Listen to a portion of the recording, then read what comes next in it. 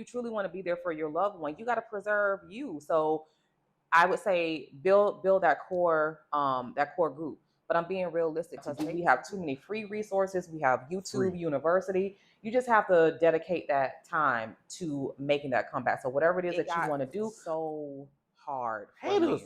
It got so hard for me, and I was like, I cannot believe I'm catching this type of hell. Like, and all I want to do is educate kids. Like, all I want to do.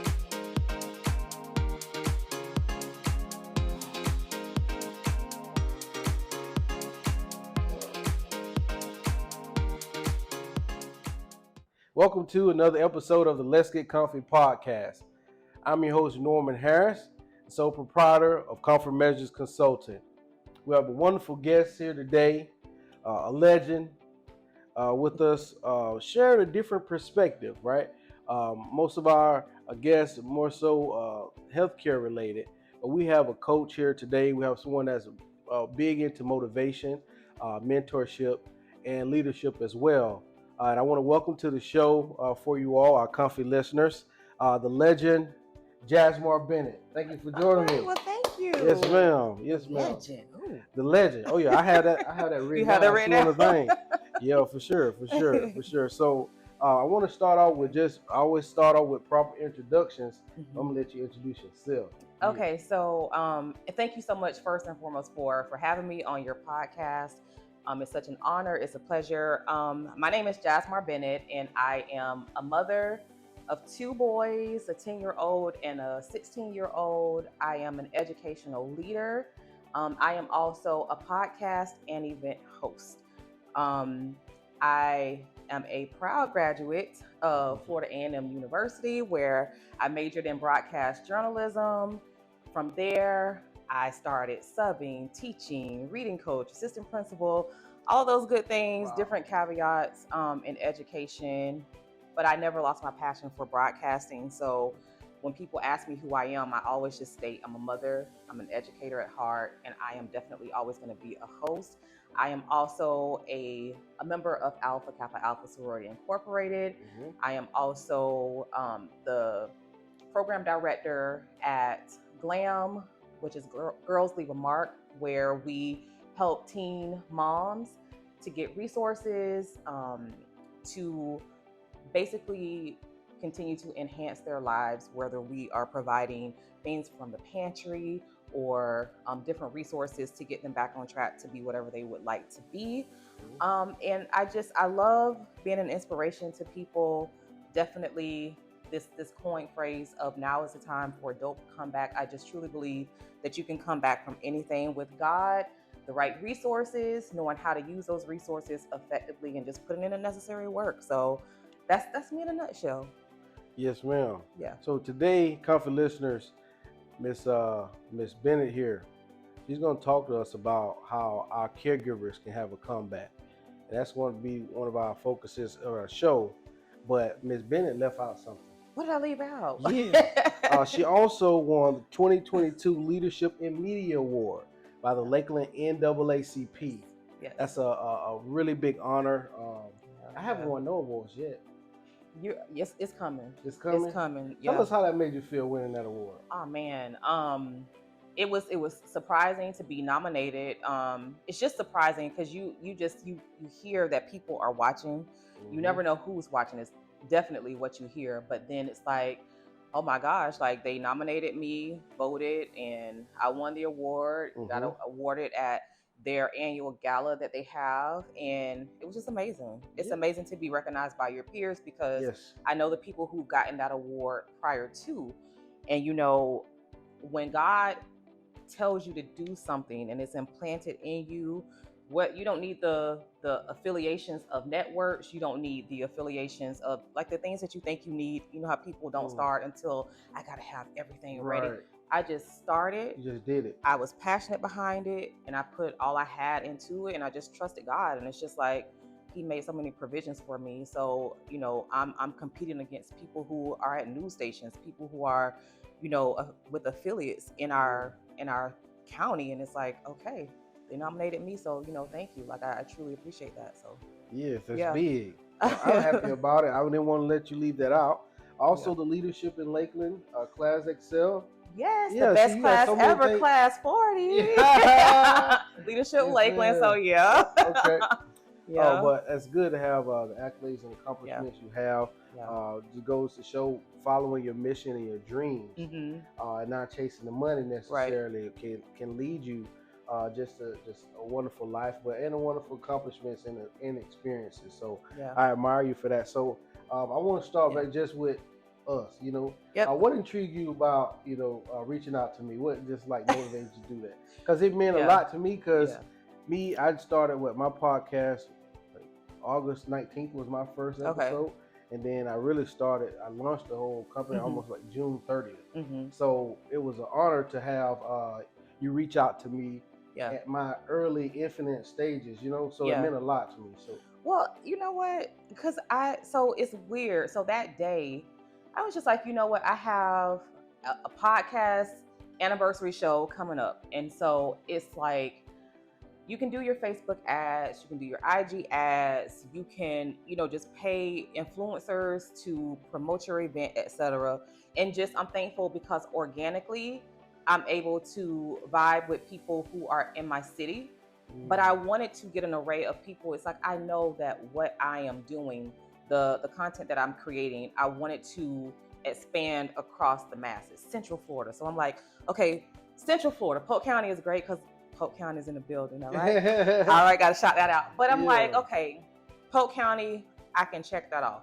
Let's move Central Florida and beyond. And so, you're a part of all these Facebook groups. And so I'm like, okay, let's make it work. Let's make it do what it do. And so if you are a part of my Orlando, my Tampa, my Riverview, etc., I just started doing a in search of. So I did it in the Orlando group. And I'm like, hey, I'm in search of fellow podcasters. Because if I'm having a podcast event and we're talking about networking, we're talking about resources, why not try to get those resources in other cities, right? And so I did that, and I'm like, I'm just gonna sit back and I'm gonna see who bites. I'm gonna see who's about their business. Because I know if somebody did that to me, I'm gonna put my business and I'm gonna say, hey, let me fill her out. Let me see what is she looking for. And so you, Norman, you were the person I feel that really stood out, because I had a lot of people who had podcast studios in Orlando, but it was more so like they were advertising without saying anything. And I'm like, you're just posting what you do, but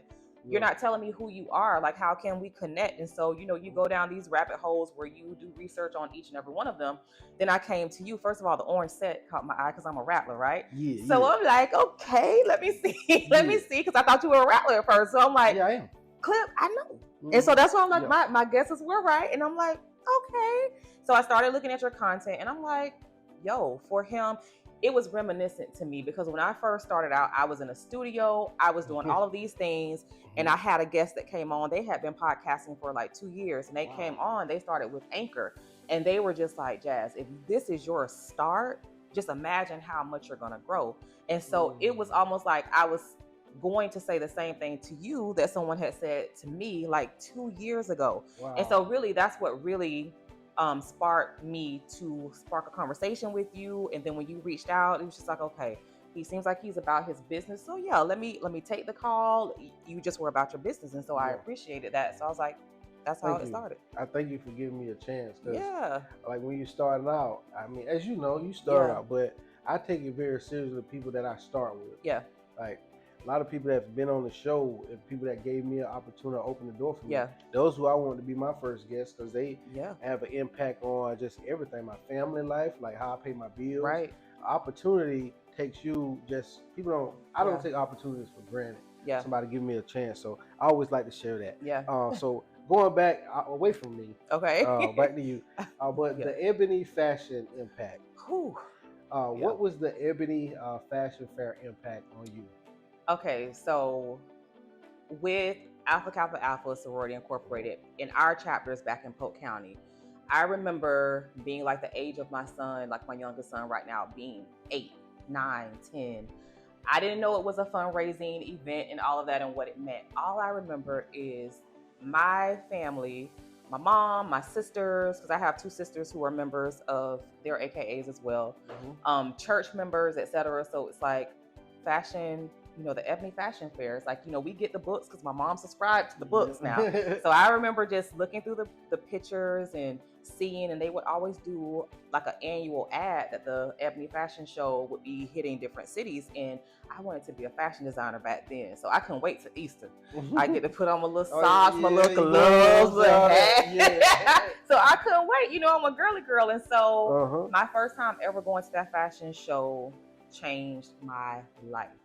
I just remember sitting in the audience. I had on my little fake fur because my mom kept me decked out, and it was just like clean. Oh my gosh. Like, I remember the opening scenes. I remember how crisp and sharp those models were. I remember the host, the MC. Her name was Shayla Simpson. And Shayla Simpson was beautiful. I'm talking, she just reminded me of the main character, Eddie Murphy's wife, who eventually became his wife on Coming to America.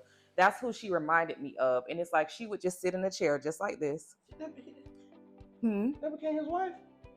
Well, on the show, but she looked like him. Like she looked like the wife in Coming to America. Like I'm trying. Like, if you don't know who Shayla Simpson is, like she looks like him. Yeah. She looks like her. No, she actually looks like I don't know if you remember the ending scene of Coming to America where the families join. So follow me. So they've at the end of the movie, they've gotten married, and the king and the queen are standing there, and then you have John Amos, who's he's cutting up or whatever, and then it's this beautiful lady, and she's just demure, and she's just standing there. I don't think she said anything in the movie, but he's like trying to talk to her or whatever, and she just looks over at him, and she just turns back to the camera. But that's who Shayla Simpson really looks like, right? So she was just demure. And I just remember, I don't think that lady looked at a card. Like, she had cards in her hand. It's just like, out of all those models, they were captivating. Like, they did their turns, their scenes, and all of that. But it's like, she was just on that stage. She was beautiful in her voice. I will never forget what her voice sounded like. She had cue cards, but I never saw her look at the cue cards. And I was just sitting there like, it was just like a magnetic attraction to what she was doing. I'm like, she is carrying the show. And in my little brain, I'm like, how is she remembering all of this? Like, she narrated the entire show. Wow. And from there, I was like, I want to do what she does. I was like, I want to host a fashion show. Like, it just was implanted in me. I wanted to be a fashion designer. I thought I wanted to be an architect at one time. I thought I wanted to be an obstetrician at one time. But going back to being an MC, a host, I was like, I got to do something with a microphone. Yeah. I'm glad you shared. That's a good story. So, yeah. So, what do you remember what age that was? So I was like around, they continued the Ebony Fashion Show from the time I was like 8 until maybe like 11. Like, it was like an annual fundraiser that they did for the sorority. And so it was held at Florida Southern University. Gotcha. And so I just remember people, it was just like, okay, this is like the Black Oscars. That's what it made me feel like. I'm like, people just came dapper. It was like it was a packed house. And it's like, I don't know. Like, I feel that we kind of lost that. It's like, I just remember it just being magical for me. Got it. Okay. Well, that's a good story. Yeah. But that impact just goes to show how important it is to put your kids in different atmospheres. Right. And have them through different experiences. You never know them going at one time. The impact it can have on them. Right. Like today, you have your kids with you today, and I do as well. So, yeah. And I do that for a reason. Like, they need to see hard work. They need to see, like, when because you have a career, right? Yep. Your wife has a career, but you're doing something that you also love, and they're watching you start it from the ground up. So they need to see mommy and daddy, like, they're buying all this equipment, they're bringing these guests in. Why are they doing it? Like, this is what it takes in order to make your dreams come true. So that's why I'm so adamant about them, look, being here, being present, so you can see what it takes to do it. Like, you can't just tell mommy, I want to play football. Well, what you want to play football? That's cool, but how am I supposed to fill out the application? Do you know who the coach is? Do you know what position? It's like, when I say I want to do something, you see how I make it happen. So I just... Gotcha. That's good. So I want to transition to health and motivation for the elderly. Okay. So the power of motivation. How do you motivate? I know, what are some aspects you would say of your leadership style that you think someone, as a caregiver or as taking care of their loved one, could utilize to stay motivated and Mhm. make sure they take care of self as well? That's very important, and it's also near and dear to me because I watched my dad take care of my grandmother. He was such a mama's boy, and he actually left our house with my mother to move in with his mother because his mother did not want to go. My grandmother, I'm talking about her like she that lady, but she is not. I loved her so much. She was like the definition of a sweet, like the sweetest grandmother. But she didn't want to go to a nursing home, and that was just something that we knew in the family. And so she was in her 90s, when her health started to deteriorate, and my dad was in his 70s, in his late 70s, and so he became her caregiver. Like he had no experience doing that, but the bathing, the giving medicine, like I had to learn how to treat diabetes. Like how to read the sliding scale, how to make sure that she was, at that time she had a feeding tube as well. Like we took turns. Like I was one of those people, I used to go grocery shopping for her. And when I say my grandmother had that meticulous list, like I want this from Walmart, but you got to get this from Publix, and you got to go. She had it down to the ounces. She in her 90s, so she knows everything. I'm like, so she was very meticulous, and so I watched my dad's health deteriorate, taking care of her. Like his health started declining as he tried to make sure that she was thriving. And so what I would suggest is, people who are caregivers, I would just suggest that, you take care of self. Like you have to form, if you could form like a unit in your household, take turns. Hire someone else to take on the responsibilities of an actual caregiver.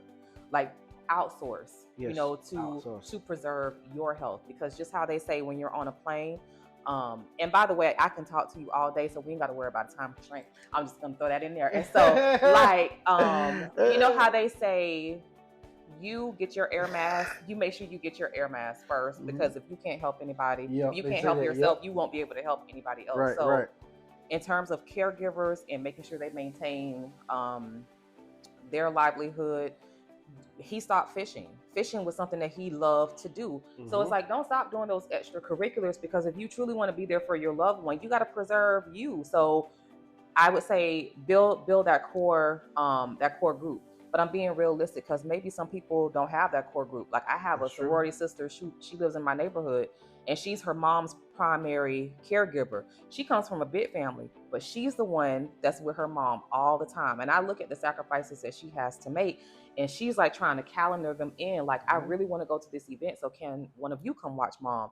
And everybody is busy with their own lives. Oh yeah. So it's just like, it's hard. So I feel that when that is the case, and you being in the medical field in this area, there are community resources out there. There are free programs out there that will assist you. So I would just suggest, we're in a social media world, put it out there on social media, put it out there in your church. You never know, you have people who are in the medical field at your church. Just say, look, I need a lifeline. Like what community resources are out there? Because there really truly are free resources out there for your family that we don't as a community tap into, and they are there. Do not. That's wonderfully stated. And that's actually why the basis of and origins of how I started Comfort Measures Consulting, because I worked in skilled nursing as an administrator in hospice. So I saw a lot of the needs and the questions that people have when it's, I'm not going to say too late, but you got into the situation and now you're like, oh, you're not prepared, so what do I do? Right. But there's so many resources out there, and I have like a guide. So if you're listening now today, if you're in this situation and need assistance, definitely give a call at Comfort Measures Consulting. First consultation is always free, 15-minute consultation with me, and we talk about it. But I say that to say it's an area of need, and people, healthcare, and that's why I kind of started this whole platform with and focusing on healthcare because of that as well. And I knew starting this platform, I wasn't going to be a knockout of the park, because nobody listens to healthcare like that in their spare time. Right. But I said I'm doing it for a purpose and a passion. So it's needed. It's definitely needed. It's a need. It's an area of need. So that's a wonderful story you shared, though. It's touching and hit home for a lot of people out there, because there's people that lose their marriages. They have lose their dating life, haven't went on dates in 10 years. All those type of situations because of because they're caring for mama or caring Yeah. for dad, which is right thing to do. It's done all the time in many Right. different cultures, Right. right? Right. But at Comfort Measures Consulting, we're here to help you navigate the complexity of healthcare. If you're caring for a loved one as a caregiver, you don't have resources, you don't know what questions to ask, you need to have options, right? Give Comfort Measures a call. Give us a chance. First consultation is free. Speak with me, Comfort Measures Consultant, 850-879-2182. You can also visit our website at www.comfortmeasuresconsulting.com. Talk to you soon. Talking about the power of the comeback. Yes. How could someone 50 years plus in that age group, right, or above, how can they have that power to have a comeback? So again, with me, that formula that I have, I truly believe that you can come back from anything. Number one, you have to have God, and so leaning on Him, putting it out there, praying about what it is that you want to do. Yes. Whether it's you're trying to overcome the loss of a loved one, you're trying to overcome maybe the loss of losing a job to a millennial, whatever the case may be, whatever that comeback is. Number one, start with God. I'm not going to tell you to start anywhere else other than that. Like, pour out your heart to Him, believe in His destiny for you, and then definitely you got to get you some resources.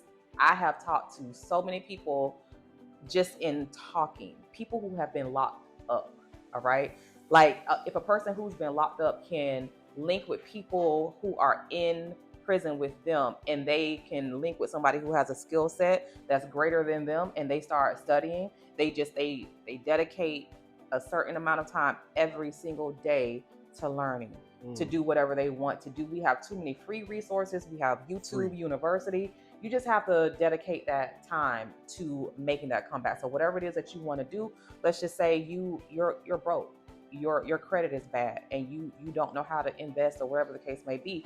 Start with YouTube University. Like, you don't have to pay somebody $500 as of yet. If you don't have it, go to YouTube University. Like, dedicate that time. That's your resources. That's you knowing how to use your resources effectively, and then from there branch off. But then put it in that needed work. So this goes beyond the age barrier, because I was calling my kindergartners comeback kids just from them like not scoring good on tests, and I'm like, you can do it, but how are you going to do it? Like, do you pray? Like, and this is a conversation I'm having with kids. Like, well, what resources can you do? Can you read every night for 20 minutes?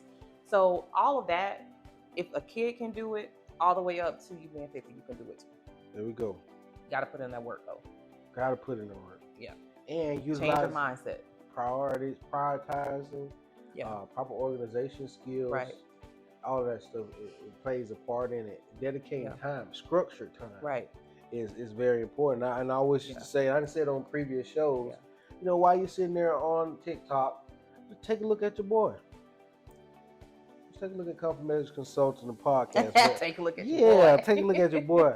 Because we share vital information. Absolutely. So that's why I say that. Absolutely. What are some of you think the biggest needs in the Black community that you've noticed with seniors? With seniors, I would say there are a lot of depressed seniors, just in their mental state. Because I know so many stubborn seniors who are just locked in their ways, and it's just like, this is just the way. This is how I was raised. Even if they have diabetes, listen, this is, I'm gonna eat what I want to eat. Like, I grew up on this food. This is what I'm gonna do. So I personally, I really think that if our seniors were open to mental health, if we were open to just really, really tapping into mental health, I feel that when that mental is corrected, then everything else will align with it. But just being open, because culturally we don't believe in mental health professionals. We believe in giving it to God, but God created psychiatrists, psychologists, all of those professions. So tap into that. Like, there are so many seniors that I feel just go down quickly just because their mental state is not there. 100%. And that not having that mental state there can drive people away Like we're like, I don't want to go visit her right now. Like she's so mean, or she like it just it's a turn off to people. So I think once you know how to make yourself happy, or you get yourself in that right mental frame, I think that is what's important. So that, and then just our overall health. Like I'm about to do a health symposium next week, and I'm so glad somebody just finally tapped into it and was like, we need this for the Black community. Like they're gonna give resources to free healthcare. We're gonna talk to doctors, psychiatrists, all, like for free. So that mental health component, and then just us getting on a healthy regimen with exercise, diet, etc. I really think that's what is plaguing our community, our older community. 100%. Yeah, You knocking every question out of the park. But so, yeah. I have to piggyback on top of that is because a lot of those resources are right available. Like you have your symposium, right? Mm-hmm. The good thing about it is that you're doing it for our culture. You probably have a following and people that you know. Mm-hmm. But typically, we don't go to those events like that. Yeah. But if it's the football game, basketball game, anything like that, we'll attend those. Right. We'll attend those. Like even with myself, I'm gonna just talk about me. Mm-hmm. Like I learned about through the Chamber of Commerce here in Pasco County. Mm-hmm. Like there's so many other events and things that they do from family oriented to like arts and crafts, things that you can do on the weekend with your kids or whatever the case may be, just from yoga. All those things are like available at a very discounted rate. Right. Through just being active in your community. Right. So that is very important. And I do, if I could, I want to give a shameless plug because that symposium is being held in Haines City, Florida, and it's by African Americans. It's a couple. I'm going to do the husband first. I sometimes always do the wife first, but in proper order. We don't be You okay? So it's like so Commissioner Burnell Smith over at Haines City. It's his event, and he's throwing that community event, and it is partnered with his wife, Dr. Markeisha Smith, who is an attorney there. So those two community leaders are coming together, and they just reached out to different people in the Polk County area and beyond to come and put on this free symposium. So I just wanted to give them their just due. Yes. Thank you all for doing that. And I love the partnership of you all in your marriage too. Like it takes a lot. Advancements just from, and I know maybe it's not your typical area that you work in directly, but just what some advancements from just the community aspect you'd like to see in healthcare? Some advancements in healthcare.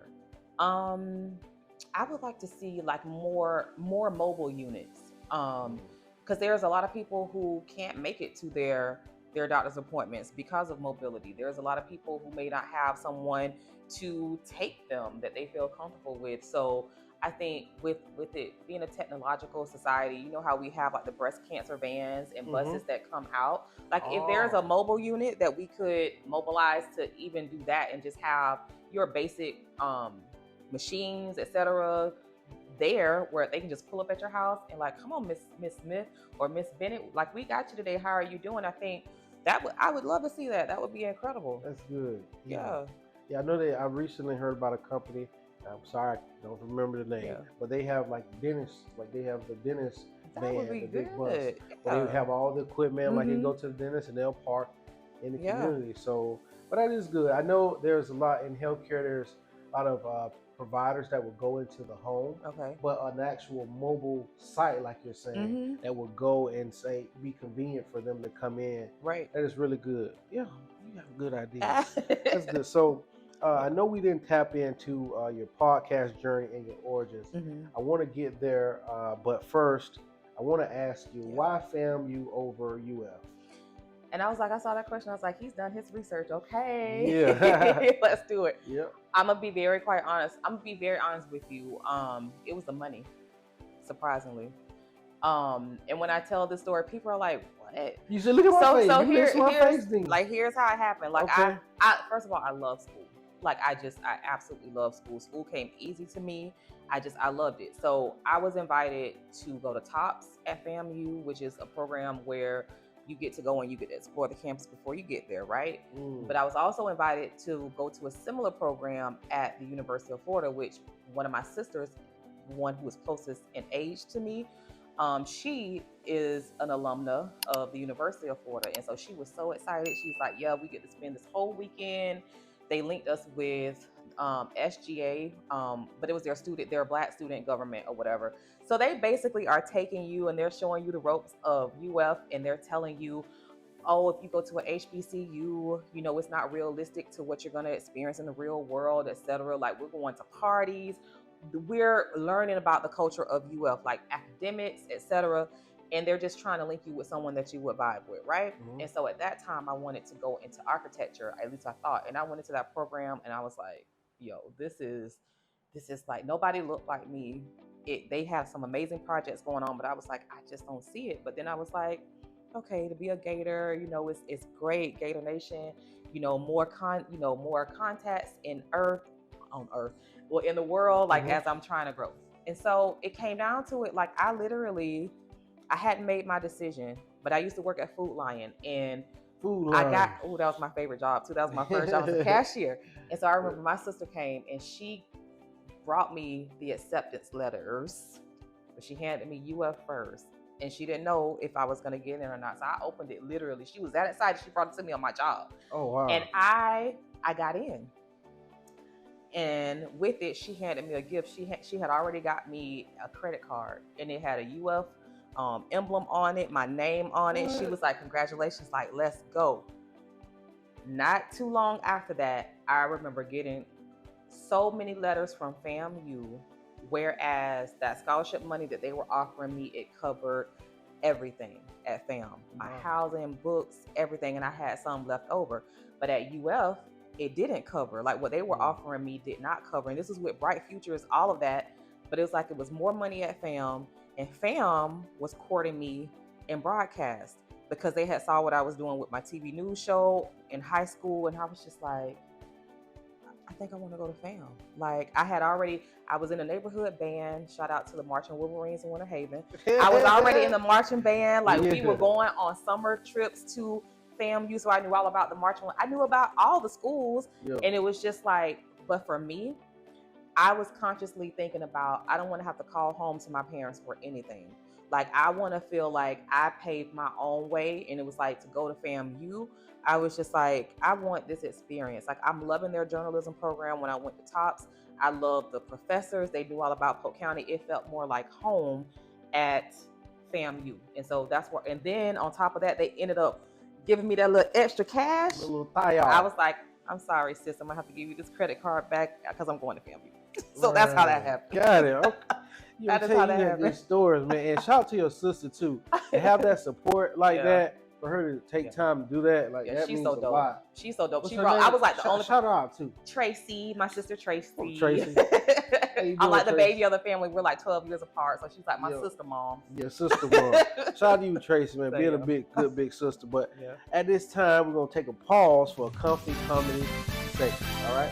So now you can finally pick up your your little sheet here. So I have wonderful connections in my spare time. What I do is write for Power, the show Power. You watch that show? I do. Yes, I do write for that show Power. And I have contacts, and they work with your favorite show, Harlem. Okay. They do work with that show, and I was able to get them to do an audition for you. Okay. Right? So right here today, we're gonna do a live audition. I told them that, I want to give you a shot to be on the show Harlem. I appreciate that. Okay. All right. So this is our script. All right. So the setting is Ty and Brandon, unfinished business. That's the scene. Okay. Let's see here. This is to play the scene. The audition is inspired by the confrontation between Ty and Brandon from Harlem. All right. Do you know those people? Yes. The right people. All right. The setting is Ty's at home, unwinding from a long day. A knock on the door breaks her peace. She opens it, and there stands Brandon holding divorce papers.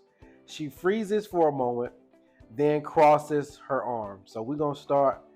You Ty, and I'm Brandon. Okay. All right. You tell me when you're ready. All right, I'm ready. You ready? Golly, I didn't expect you to get ready so fast. All right. All right, here we go. I'm thinking I'm ready. Yeah, let's go. All right. Brandon, what do you want? We need to get this done, Ty. It's been long enough. Oh, now you want to get things done? where was this urgency when you disappeared for months? I didn't come over here to rehash the past. Just sign the papers. We can move on. Move on, Brandon. I've been moving on. You're the one that's stuck in neutral. It wasn't that simple, Ty. You know that. What I know is I begged you to be honest with me, and instead you ran. Now you think I owe you closure? I didn't come here to fight. I came here because I need this to end for both of us. For both of us. Or just you? You built this life without me, and I get it. You don't need me, but that doesn't mean I never cared. No, you don't care enough. You think it was easy watching you thrive while I was stuck trying to figure my life out? For you. Watching me thrive must have been so hard. Can we at least end this with some grace, Ty? Please. Fine. Let's see, okay. I hope you're happy. I am. Man, I don't need you no more anyway.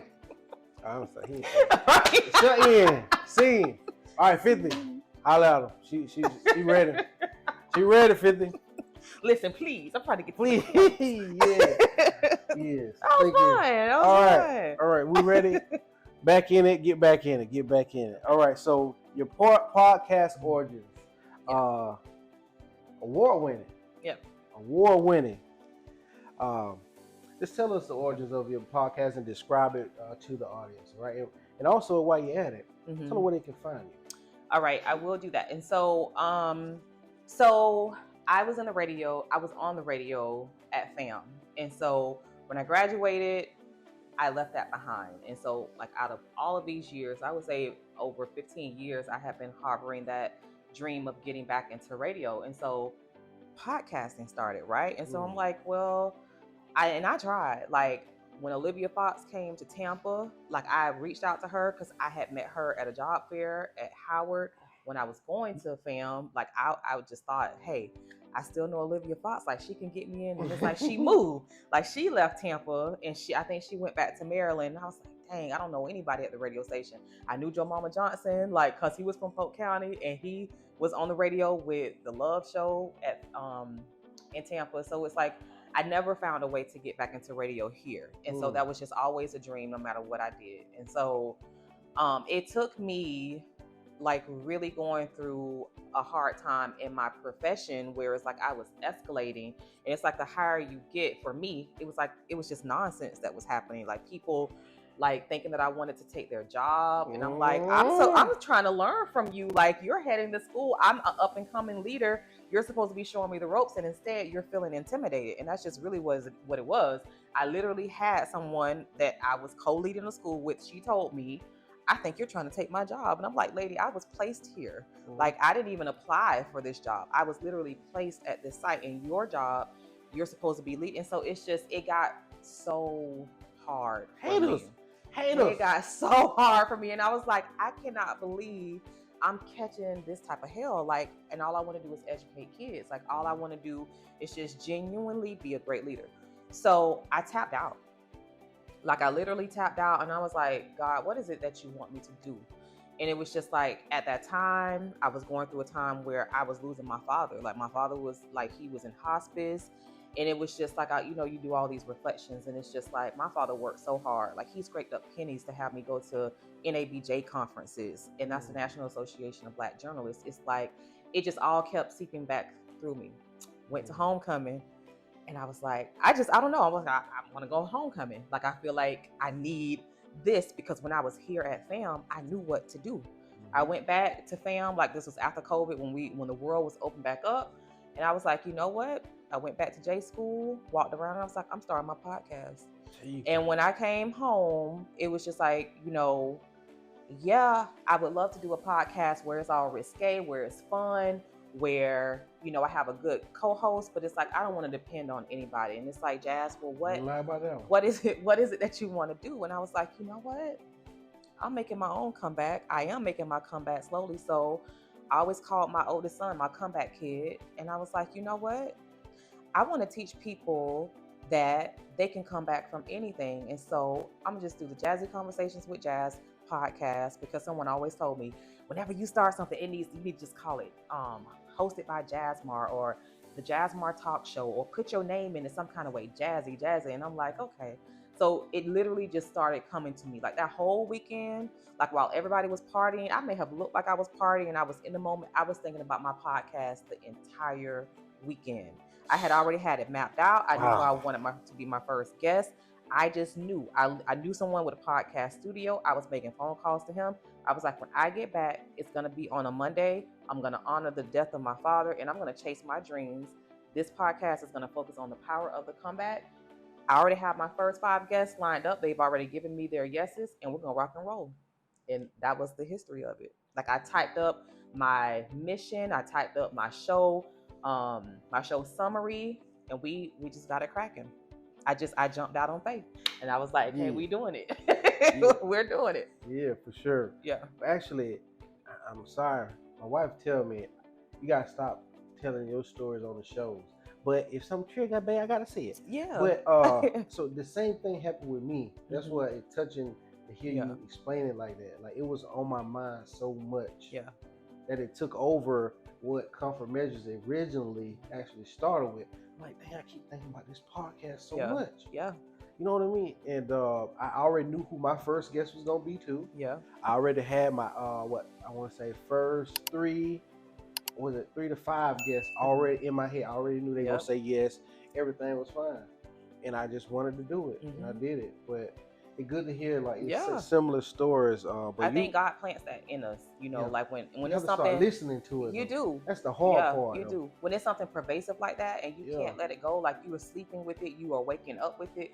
That's a sign, and I just think you just have to jump on it. Like you got to have faith, and you got to go after it. I just started that like within the last year. Yeah. Honestly, like trusting it and believing and actually going after it like that. Yeah. But that's very good. That's motivation. But I know you have your passion for teaching, and you still doing that like, through your show and just having those conversations. And describe like the support, whether it has been well received, what areas you like to see improve in the support. Yeah. Yo, I'm gonna keep it real. Yeah, keep it real. That support thing is crazy. I would say, because I go through this when it comes to support, because I'm like, yay, they support me. They like when you feel like it's going your way, that's when you feel like they support you. But it's times where it's crickets. You could be having the best show of your life. And see, the thing about me, I shifted into having live podcasts. Live podcasts will humble you. You know what I'm saying? It will humble you. Like it's not like before how I was able to pre-record a podcast and it's like I'm not caring about the views, I'm not caring about the likes or whatever. But when you are doing a live podcast, I just think I thank God for me starting to do my live podcast later versus once you got at the beginning. Build up. Yes, because it's like I already know people are looking like, so it doesn't like I can have 5 people viewing on one of my best podcasts ever. And it's like, do y'all know how much knowledge was just dropped by this person in this podcast? And I won't see people being visible. However, I'll go to the grocery store. I'll go to my job. I'll have people inboxing me. And I'm like, but y'all weren't on the live. Like, I'm like, are y'all really a part of the Jazzy crew? I go live at 7 o'clock. Where are y'all? But people will just start telling me, oh my gosh, like I watched your podcast the other day and da da da da da da. Look, I'm not viral when it comes to YouTube. I'm not viral. Like it is, I'm going to give you a good story. And I know we're talking about support, but I was trying to get a vendor for my 3-year podcast anniversary show. I don't know this person, but I can tell that he's a hustler. Like he sells juices on the side of the road and he's Hispanic. I started talking to him because I'm like, what is your drive? Like what, he linked me to his social media. He has almost 6,000 followers. People like to eat. People love food. Even if they don't understand him, I'm like, dang, you have surpassed me when it comes to social media. And even he said, that's why I want to get into listen, I'm like, how you doing this, right? Yeah. It's like, even he was like, he looked at my social media and he's like, why you don't have a lot? I don't know. I said, I think maybe God is just protecting me right now into not doing that, because he knows something. And it's just like, even with me not being able to use my social media as a bragging chip to people that I just meet, it is something about when you talk to me about what my podcast is about. I tell you, my show is sold out every year when we have a podcast event. I've won awards, etc. It's the believability that I am able to offer when I'm talking to you. It's because I am so passionate about this. This is my brand. So it's like I'm gonna sell it to you. And so it's up to you whether you just value social media like that or if you value the impact. And so when it comes to support, I know that people may not listen religiously like how I want them to, but when those tickets start selling for that podcast event, when I see them show up, when I see that they're putting my names in rooms that I'm not even in, that's what gives me confirmation about support. But I will say sometimes it just doesn't feel good, because you want, like, if you have a best friend, you want that best friend to be like how your wife is. Like, you want your best friend to be in here saying, let's set the guests up, what you need, like, can I carry this or whatever, like, can I help you with it? You just want people to check in with you, and sometimes people don't do that. And they just, but I think that them coming in when I need them, it helps me. But I would love to have way more support than I get. I'm just be very honest with you. Like, because sometimes it just feels lonely. Like, I just feel like, okay, my kids know my grind, close friends know my grind. But in terms of even different people that you meet in this sector that you network with, it's like, do y'all really support me? Like, I don't know. Like, it's like sometimes I feel like you do, but sometimes I don't know. It feels a little iffy. So that's why it's just like, I ride by myself. You know what I mean? It's just like, that's why I kind of stayed away from social media too. Yeah. Because, like, I never wanted to, I guess, be caught up in like likes and views and really impact. But now it's bothering me. And like, it's even with the podcast, I'm like, God, about 5 people. Dang. You know what I mean? I'm gonna tell you, you have a partner. You confide in. You and your wife are a team. When if she's continuing to rock with you because she sees it, when your mentor continues to rock with you because they see it, when you feel it in yourself that you still need to go, because it's not going to be sunshiny days all the time, but you got to always go back to your why. Why did you start this? And as long as your why is louder than anything that you can see on social media, that's what you got to run with. That's how I feel about it. My mentor, Ben Caratanuto, and my dad too, they both told me the same thing. They say, don't expect somebody else to see your vision. Right. You don't want to have the vision and the passion. You trying to get them to see it. Or so if your loved one, your spouse, they not gonna be as motivated as you are. Right. Your friends, they not gonna be as motivated as you are. You have to have the drive and the willpower to do it. And still now, and I just started, but I'm not tired by this. Like, it doesn't bother me. Like, I set up in here, like my family uses help, but I set this up today myself. Like, it don't bother me to come and do this at all. You got researching that, all that stuff take time to it does. show your guests the honor that they deserve when you sit in the crossroads. So and I will tell you this, and I know you probably heard it, but this is what keeps me going. I look at people who are millionaires. Like, I'm so glad that that's a part of my social media algorithm now, because they're like, most millionaires, they don't become millionaires until after they're 50. So that's a check that makes me feel good, because I'm a multimillionaire, right? Okay. Then they say, most of them, not all of them, but most of them. Then they say, this is what really hits me. What you want this podcast to be, like, when you really, really think about the end goal, God is preparing you for that end goal, and he's protecting you. So I see it as, thank you, God. Like, I shouldn't be right there yet, because I know you need to still work on me. It will happen when it is supposed to happen. You don't want something to happen too fast for you. You don't want that opportunity to come when you ain't ready. You want to be fully ready when that opportunity comes so you can soar with it, because I think so many people have had great opportunities and they can't keep it because they weren't fully ready for it. So I feel like we are in the stage of getting ready. Like, God is preparing us for what he has for us. And so that's really what keeps me going. I'm like, I know you preparing me to get there. I know you are, because I don't want to get there and I'm not ready. That's true. But rip me out of plastic. Listen. Brand new.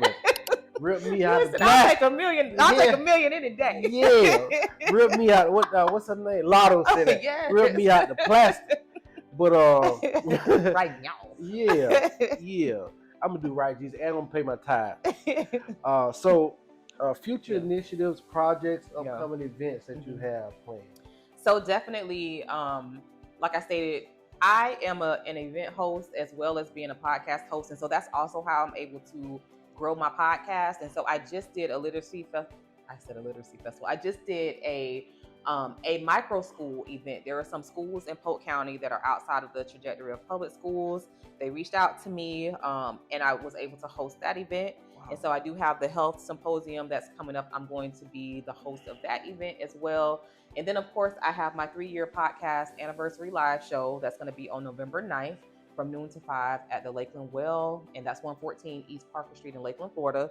And so you can get tickets on Eventbrite, but we're going to have vendors, food trucks, photo stations, a live DJ, and I'm going to be doing live podcast interviews. And so just that, and I am the program director at my school / community liaison. So it's my job to foster our enrichment programs that we have at our school. And I am in that position at Academy Prep Center of Lakeland. And so even with that, me using my connections in the community, I am able to foster different relationships. Like you do a podcast. Yeah. I may say, hey, Norman, can you come in and speak to the kids like one enrichment session? And you never know who's sitting in that class that wants to be a future podcaster. Like I'm bringing in my connections from the community into what I do educational wise.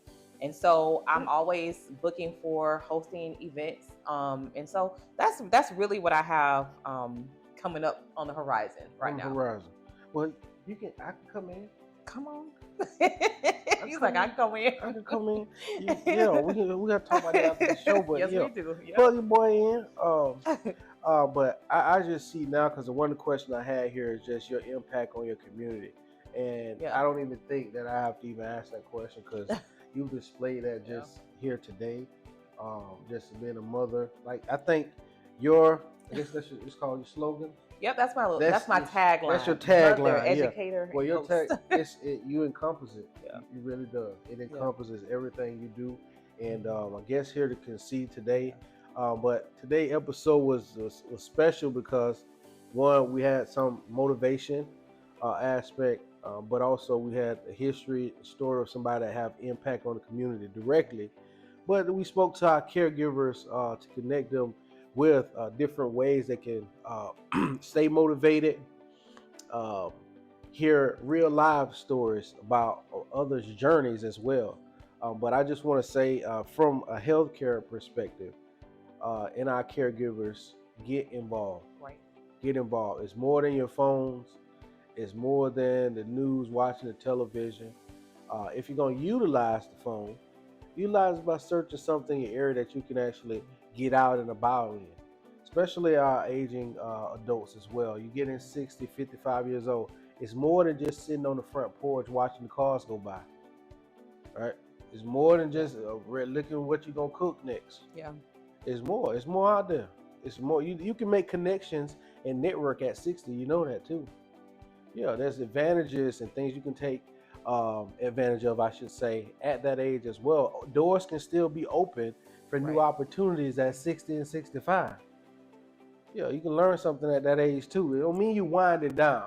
I believe a lot of things is mental and manifestation is big. What you speak out of your mouth and think about, it will impact your life. You will see the results from it too.